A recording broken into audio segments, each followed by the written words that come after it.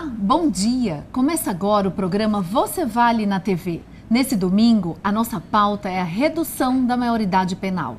Uma pauta que divide opiniões. Mas para falar sobre o tema, trouxemos uma convidada que é especialista no assunto. Karine Sposato é doutora em Direito pela Universidade Federal da Bahia, é mestre também em Direito pela Universidade de São Paulo, onde também se graduou em Direito, na USP. Ela é diplomada no 3º ciclo pelo Programa de Doutorado em Problemas Atuais do Direito Penal e da Criminologia da Universidade Pablo Olavide, em Sevilha, na Espanha. Atuou como pesquisadora da Escola de Direito de São Paulo, da Fundação Getúlio Vargas. Foi diretora executiva do Escritório Brasileiro do Instituto Latino-Americano das Nações Unidas para a Prevenção do Delito e Tratamento do Delinquente. Atualmente é professora adjunta do Departamento de Direito da Universidade Federal de Sergipe, pesquisadora do CNPq e consultora do UNICEF, o Fundo das Nações Unidas pela Infância, em matéria de justiça da infância e juventude. Karina, seja muito bem-vinda ao Você Vale na TV. Muito obrigada, eu estou muito feliz de participar aqui do programa. Nós que agradecemos, para a gente é uma honra imensa ter um tamanho expert num assunto quando falamos de menores, né, de adolescentes. Então, acho que vamos ter uma pauta interessante para quem está nos assistindo. Obrigada, será um prazer. Obrigada também. E olha, gostaríamos muito de saber um pouco como foi, como que surgiu a Karina voltada com esse olhar, né, para a criança, para o adolescente. Foi assim de repente? Veja, foi um processo na minha formação, mesmo na minha formação escolar, inclusive, eu tive uma experiência muito importante, foi muito marcante quando eu estudava ainda no ensino médio, numa escola católica em São Paulo, a Escola Rainha da Paz. Eu conheci a pastoral da criança e do adolescente. Então essa experiência foi muito marcante para mim e despertou uma semente, né, sobre a questão da infância e da juventude que ficou guardada. Aí eu decidi estudar Direito, já estava cursando a Universidade de São Paulo, quando um dia, assistindo a uma entrevista na TV, eu assisti uma entrevista com o professor Paulo Sérgio Pinheiro, que é professor hoje da Universidade de São Paulo, é o coordenador do Núcleo de Estudos da Violência. E quando eu ouvi conversando, falando, sendo entrevistado sobre a questão da violência, sobre a questão dos direitos humanos, sobre a questão da criança, eu fiquei completamente encantada, apaixonada pelo tema. Aquilo reverberou dentro de mim de uma forma muito intensa e eu anotei, né, quem ele era, onde trabalhava, o que era o Núcleo de Estudos da Violência, e no dia seguinte fui ao Núcleo de Estudos da Violência e disse, olha, assisti uma entrevista, fiquei muito tocada pelo assunto, gostaria muito de estagiar, de trabalhar como estagiária, fazer algum tipo de pesquisa aqui no Núcleo de Estudos. Infelizmente, naquela semana já tinha sido feita uma seleção e não havia mais vagas para estudantes de Direito, que era o meu caso. Então eu aguardei, voltei para casa um pouco triste, a minha mãe disse, mas Karina, volte lá, diga que você estaria disposta a fazer um trabalho voluntário, se você está tão entusiasmada com isso. Aí você voltou logo em seguida? Foi o que eu fiz, assim, passado 2, 3 dias, eu retornei no Núcleo de Estudos da Violência e comentei que eu estava muito interessada, muito empolgada e que estaria disposta a fazer um trabalho voluntário, se havia uma opção, né, de um estágio voluntário.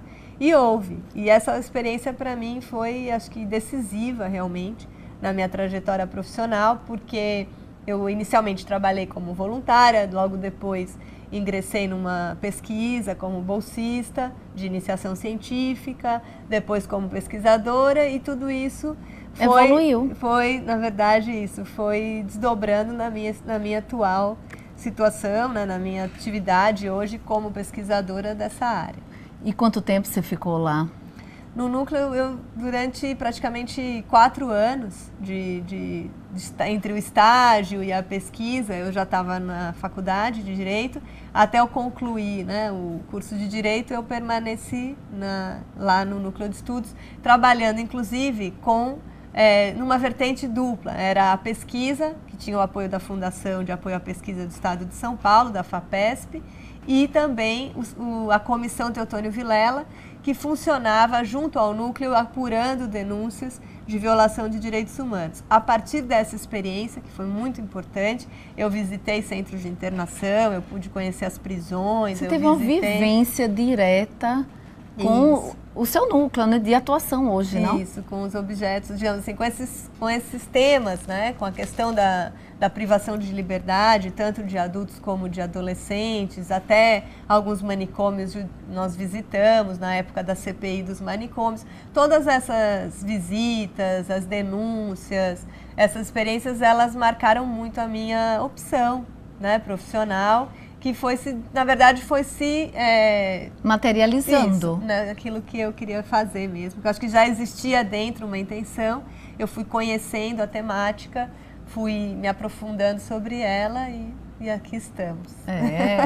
Olha, depois falam que existe sorte, né? Mas eu acho que a sorte é de quem vai atrás, como você foi, bateu na porta e hoje você se deslanchou na sua área, né? Se identificou nela. Isso, eu gosto muito, né, da temática que eu estudo, que eu pesquiso. Não é uma temática fácil, evidentemente traz uma série de questões difíceis, né, para a gente lidar, desde a violência como a democracia ainda incipiente no país, mas eu sempre digo para os alunos, meus amigos, meus familiares, se a gente tem realmente um projeto, que a gente tem que correr atrás dele, né? E fazer com que ele aconteça na nossa vida. Você conseguiu, indo atrás realmente.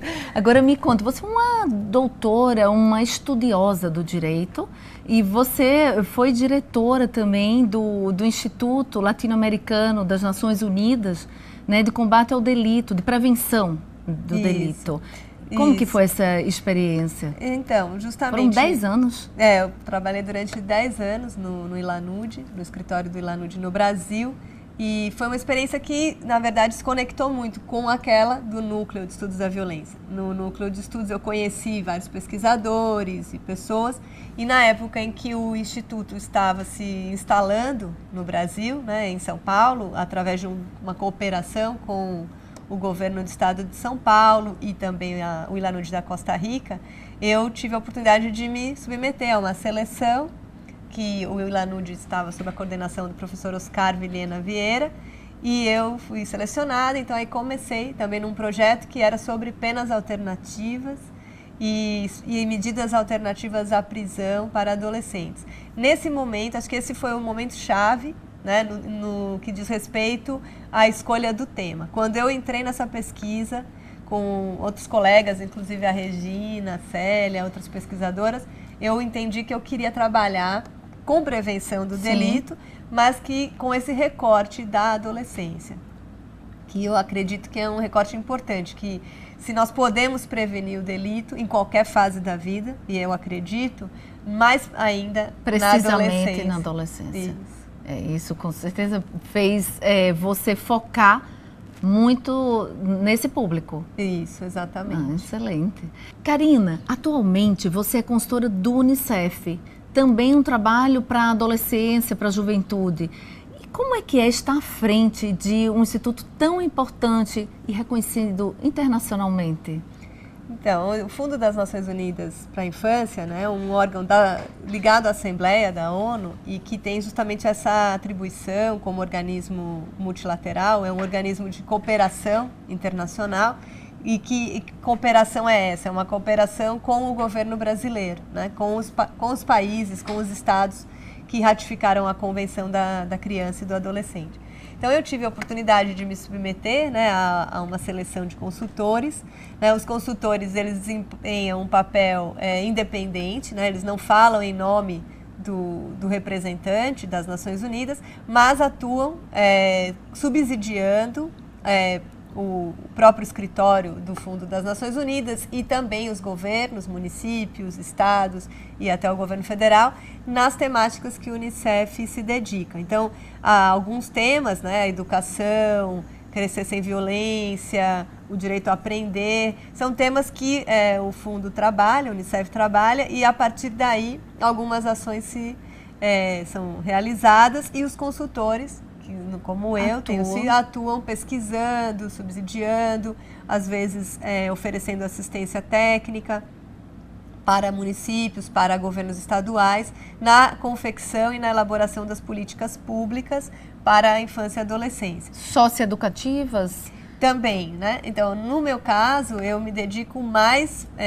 especialmente a essa questão da justiça da infância e da adolescência em matéria de ato infracional, em matéria de adolescentes envolvidos com a criminalidade. Isso implica, de um lado, acompanhar todo o debate no Congresso, né, todos os projetos de lei, as propostas de emenda constitucional, o que o Congresso brasileiro hoje discute e pode vir a alterar em termos de legislação sobre essa temática, e, de outra parte, acompanhar também a implementação do que nós chamamos de SINASE, que é o Sistema Nacional de Atendimento Socioeducativo, que compõe o quê? Todas as ações e políticas de atendimento, acompanhamento aos jovens em conflito com a lei. E que está em mutação nesse momento, não? Exato. A gente tem um momento muito particular nessa área, porque, por um lado, em 2012, ou seja, há cerca de 3 anos, houve uma aprovação de uma nova lei, a lei do SINASE, a lei 12.594, trazendo regras de como os estados, de como os municípios, de como o poder público, de modo geral, deve oferecer essas políticas e adotar essas políticas em seus territórios. Então, a gente está em franco processo de implementação de uma nova lei, que é essa lei do SINASE, ao mesmo tempo que a sociedade brasileira, e principalmente o Congresso, debate uma possível alteração na Constituição ou ainda uma possível mudança no próprio Estatuto da Criança e do Adolescente. Mas é difícil, não? Então, esse momento onde você está implementando, está fazendo um acompanhamento e, de repente, tudo pode mudar. Exato. Claro que essa legislação, o que é importante, acho que, esclarecer para o telespectador e para todo mundo que se interessa pelo tema, que nós temos hoje um modelo de justiça no Brasil que é regulado pelo Estatuto da Criança e do Adolescente, pela Lei Federal 8.069, o ECA. E o Estatuto, ao mesmo tempo que ele prevê direitos à criança e ao adolescente, ele também tem capítulo específico para cuidar da responsabilização. Então, se um menor de 18 anos vir a cometer um delito, ele vai responder por esse delito com base no Estatuto da Criança e do Adolescente. E esse estatuto, ele adota uma regra que a gente chama de tipificação delegada. Quer dizer o quê? Os crimes que valem para o adulto também valem para o adolescente. Em outras palavras, de uma forma um pouco mais clara, tudo que é crime para o adulto é crime para o adolescente. Universal. Todos os crimes. Então, tudo aquilo que o Brasil criminalizou para uma pessoa maior de 18 anos também está criminalizado para o menor de 18 anos. O que muda, então? O que muda é a natureza da resposta punitiva, a natureza da sanção. Então, a pena criminal, ela vai para o adulto e o adolescente, até os 18, não recebe pena criminal pela justiça comum, mas recebe uma chamada medida socioeducativa. Apesar do nome ser diferenciado, apesar do conteúdo também ter diferenças, não deixa de ser uma resposta punitiva, não deixa de ser uma sanção, não deixa de ser uma consequência, não é, judicial pela prática do delito. Então, quando as propostas hoje entram em cena, elas procuram alterar, digamos, se a partir dos 16, aquela pessoa vai ser julgada, processada como adulta e vai responder com uma pena criminal.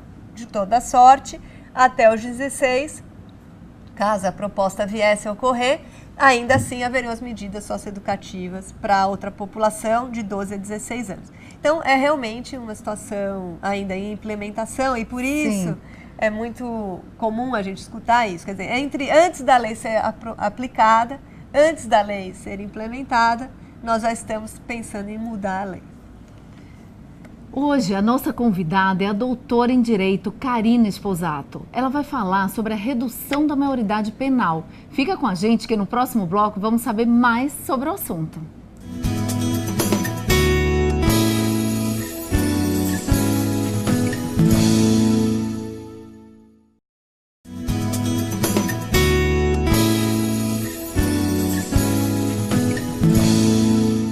Estamos de volta com Você Vale na TV. Hoje o nosso tema é redução da maioridade penal, que tem levado o debate no país inteiro. E para falar sobre o tema, trouxemos a consultora do Unicef, Karine Esposato.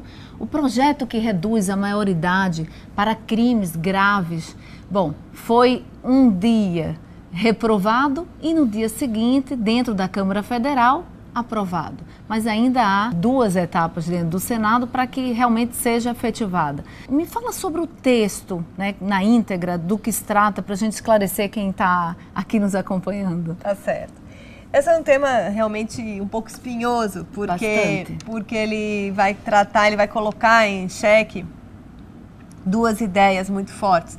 A ideia de impunidade, não é? E a ideia do que fazer, de como responder a determinados delitos graves, os chamados crimes hediondos, os crimes contra a vida, que naturalmente preocupam o país, não é? Preocupam a sociedade brasileira de forma legítima, inclusive.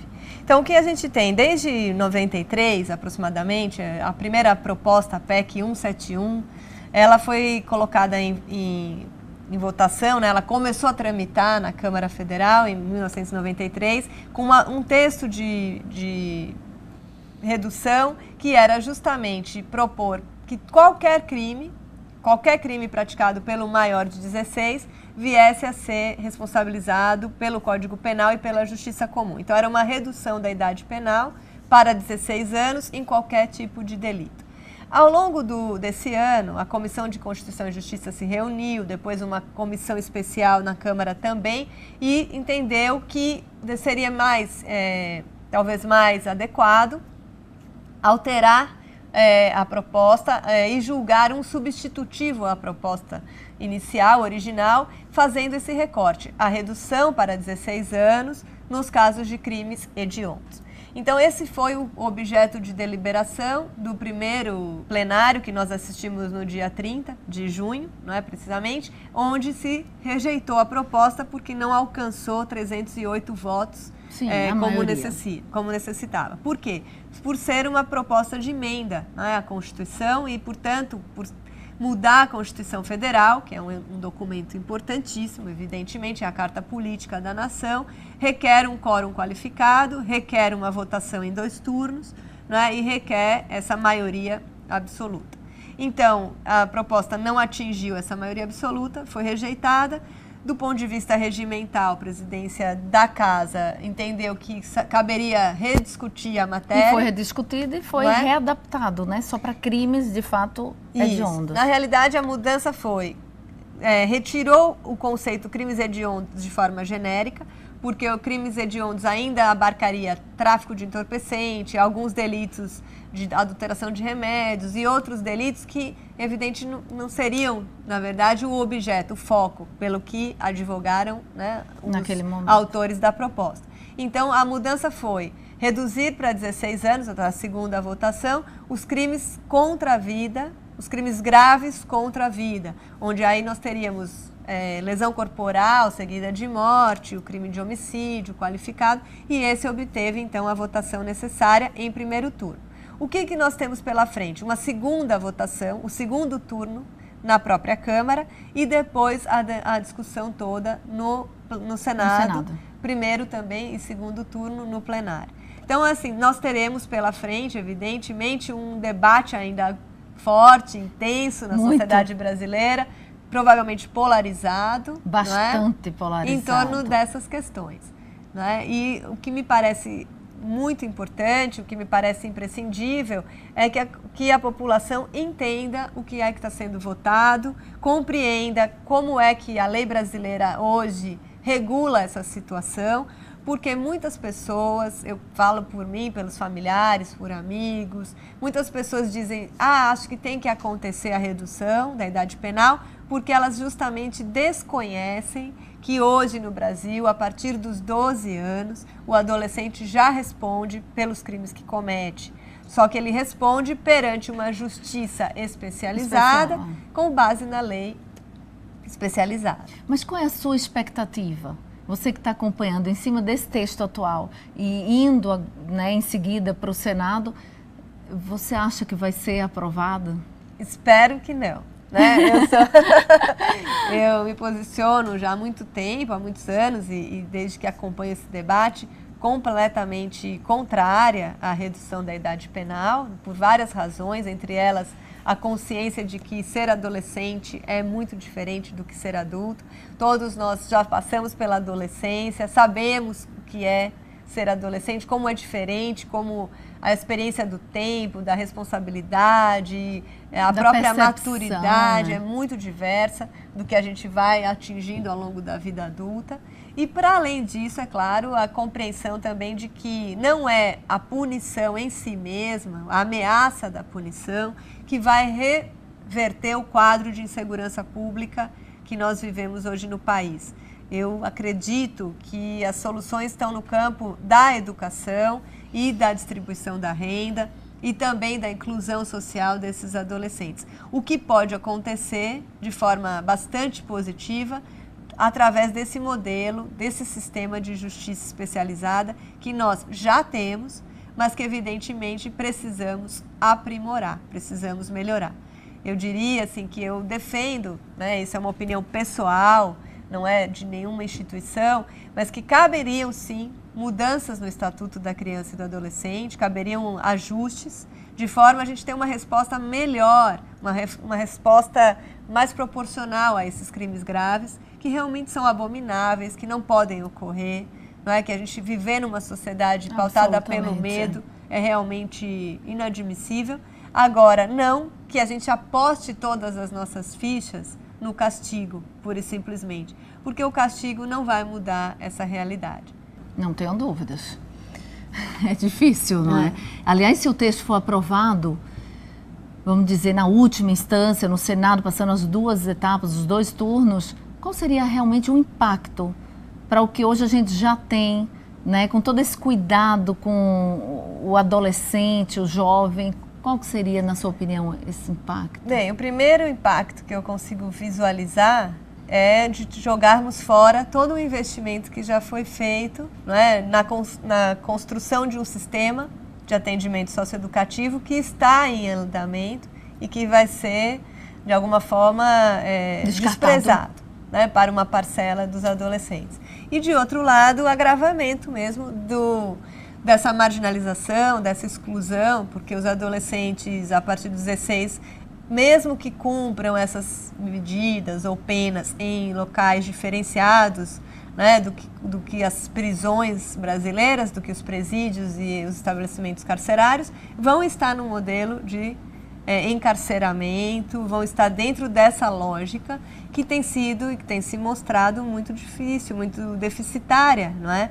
Hoje a reincidência é altíssima no sistema carcerário brasileiro, sem dizer a quantidade de estabelecimentos com déficit de vagas. Então hoje a gente trabalha com superpopulação carcerária, né, com uma densidade carcerária. Temos que pensar sempre antes, né? Tipo, nas consequências, inclusive. Isso. Disso, a população, eu penso, não consegue dimensionar, né, esses efeitos maléficos que podem acontecer. É um grande gargalo, de fato. Agora, olha, o programa está chegando ao fim, acho que aprendemos bastante aqui com você e queria saber uma pergunta que é bem especial. Por que você, Karina Sposato, vale? Essa pergunta é difícil, eu queria, digamos assim, responder no coletivo. Acho que valemos, né, pensar um pouco no sentido mais plural, digamos, valemos porque estamos lutando, né, por uma sociedade mais justa, estamos trabalhando por uma inclusão desses jovens e adolescentes, além disso também pela disseminação do conhecimento e acreditar, né, que o que nós temos para oferecer para a nossa juventude, certamente é o que eles também vão nos devolver. Então, os adolescentes brasileiros precisam valer também para que a gente tenha uma verdadeira democracia, um Estado de Direito, né, e a justiça que nós tanto esperamos. Afinal, eles também têm valor. Exato. Então, muito obrigada pela sua participação, foi realmente especial para a gente e tenho certeza para quem está nos acompanhando igualmente. Eu agradeço. Obrigada, Karina. Bom, estamos chegando ao fim de mais um programa e gostaria de lembrá-los que todas as nossas entrevistas podem ser revistas pelo portal a8se.com, pelo aplicativo Atalaia Mais e também pelo nosso canal no YouTube. As novidades do programa vocês podem conferir pelas nossas redes sociais. Estamos no Facebook e no Instagram. Um excelente domingo a todos e nos vemos na próxima semana. Até lá. Obrigada.